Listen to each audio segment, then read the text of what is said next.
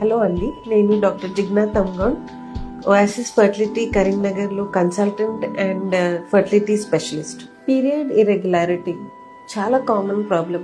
Majority young girls నా దగ్గర period ప్రాబ్లమ్స్తో వస్తారు అండ్ ఓవర్ టైం వాళ్ళు పెళ్ళి అయినాక ఇన్ఫర్టిలిటీతో వస్తారు.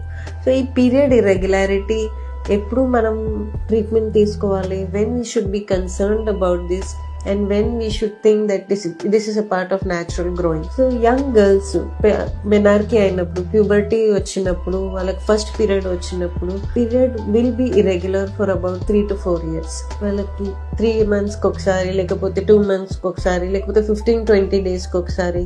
కొంతమందికి హెవీ బ్లీడింగ్ అవుతుంది, కొంతమందికి తక్కువ బ్లీడింగ్ అవుతుంది. So this is absolutely normal in the first 3 to 4 years of puberty. Puberty వచ్చినాక, మెనార్కీ వచ్చినాక 3 to 4 years their body is getting accustomed to the whole process.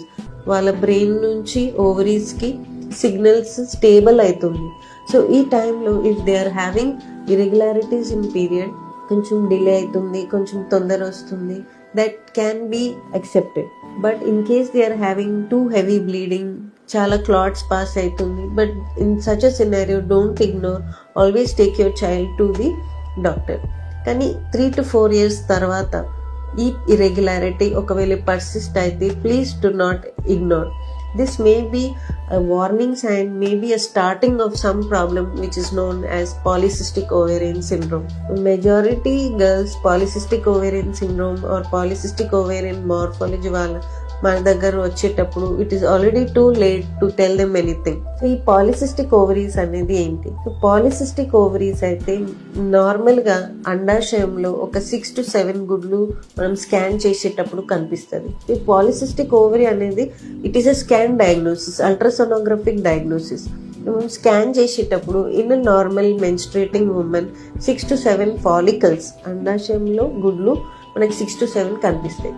కానీ ఈ 6 to 7 ఒకవేళ నంబర్ ఎక్కువ ఉంది, మోర్ దెన్ 20-25 ఉన్నాయి అనుకోండి, అండ్ బోత్ ఓవరీస్ లో మనకు అట్లా కనిపిస్తున్నాయి అనుకోండి, అండ్ మనకి హిస్టరీ కోరిలేట్ అవుతుంది, they are having irregular periods, then this is something called as polycystic ovaries. ఈ పాలిసిస్టిక్ ఓవరీస్ లో ఏమైతుంది, బేసిక్ మెకానిజం ఏంటైతే అక్కడ హార్మోన్స్ ఎక్కువ జనరేట్ అవుతుంది, and these hormones are nothing but male hormones which are not good for the ovarian health. Testosterone అనేది ఎక్కువ production అవుతుంది, which is destroying the normal micro environment of the ovary. So ఈ hormone imbalance వల్ల వాళ్ళకి గుడ్లు పెరగడం కష్టమవుతుంది. ఒక నెలలో ఒక గుడ్లు పెరగాలైతే పీరియడ్ వచ్చినాక 10 to 14 days వరకు స్లోగా ఆ గుడ్లు తయారవుతుంది.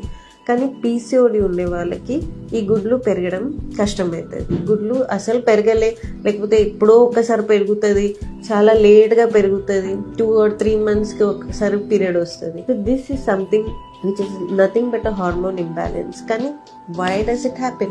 ఎందుకు అవుతుంది? This is a big question. So friends, the main reason for PCOD is multifactorial. అదొక ఒక జెనెటిక్ బేసిస్ కూడా ఉంది. అండ్ వాట్ మోస్ట్ ఇంపార్టెంట్, మనం ఏం కంట్రోల్ చేయవచ్చు ఈ డిజీజ్ కంట్రోల్ చేయడానికి? That is our lifestyle which is more sedentary life style. మనం వెయిట్ పుట్ ఆన్ చేసినాం, obesity, all these are the reasons to increase your PCOD. మీకు tendency ఉంది, you having tendency. See if you try and understand, majority girls ఈ age group లో 15-16 age group లో they are in their peak study phase.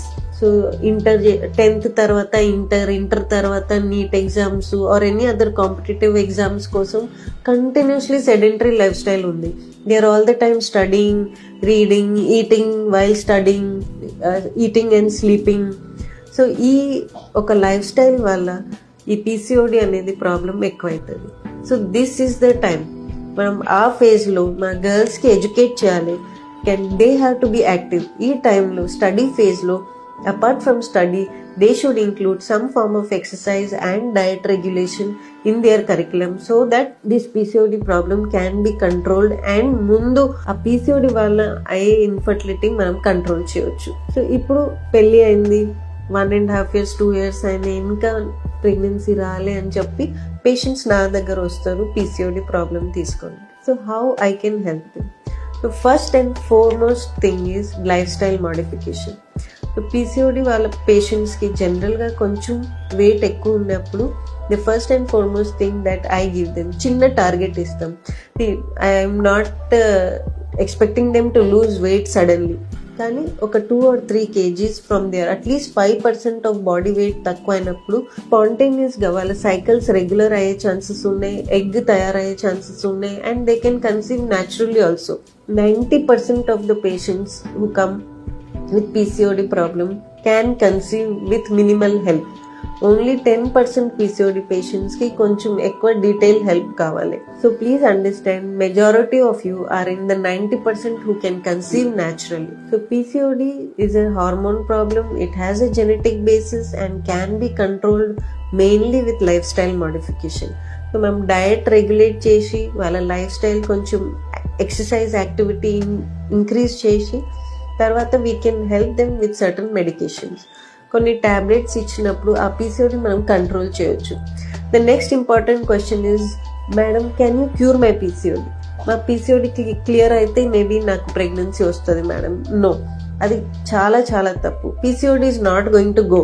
మీకు ఒకవేళ PCOD diagnose అయింది, it is going to be there with you. కానీ PCOD ఉన్నప్పుడు doesn't mean that you can not conceive. You can definitely conceive, and we just need to tackle the problem in a different way. So ee PCOD patients ki manam simple tablets injections valla egg tayar chesi, like I suggested, natural timed intercourse cycles kuda cheyochu.